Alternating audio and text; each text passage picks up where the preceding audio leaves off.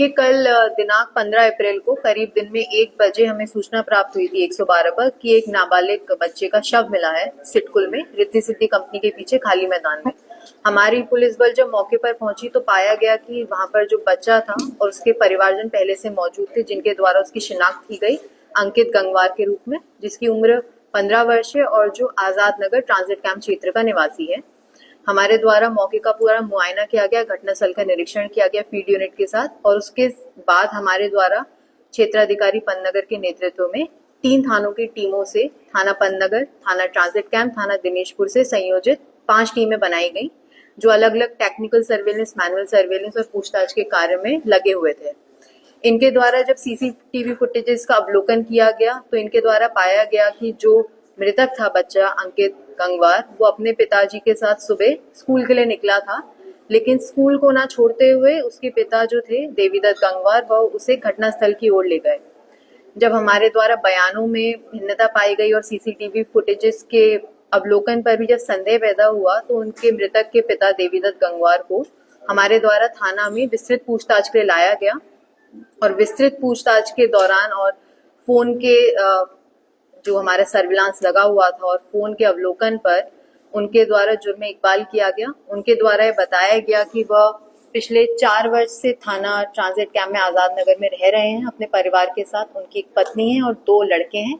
जो अंकित गंगवार था वो उनका बड़ा लड़का है और छोटा लड़का है जो 8 वर्ष का है।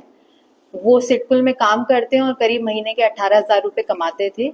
उनका ये कहना है कि जो उनका बड़ा लड़का था अंकित गंगवार, वह उनके पैसे चुरा लिया करता था और इस बात को लेकर घर में लड़ाई झगड़ा होता था और उनके द्वारा अंकित को मारा पीटा भी जाता था। इसी के क्रम में 12 तारीख को भी जब वो अपने गांव से लौटा अपनी मां के साथ अंकित यादव, तो उसके द्वारा दोबारा से 10,000 रुपए चुराए गए, उनके पिता का कहना है। और इसी बात को लेकर घटना की सुबह 15 तारीख को भी इनके घर में झगड़ा हुआ और मारपीट हुई और इनके द्वारा बेटे को मारा गया।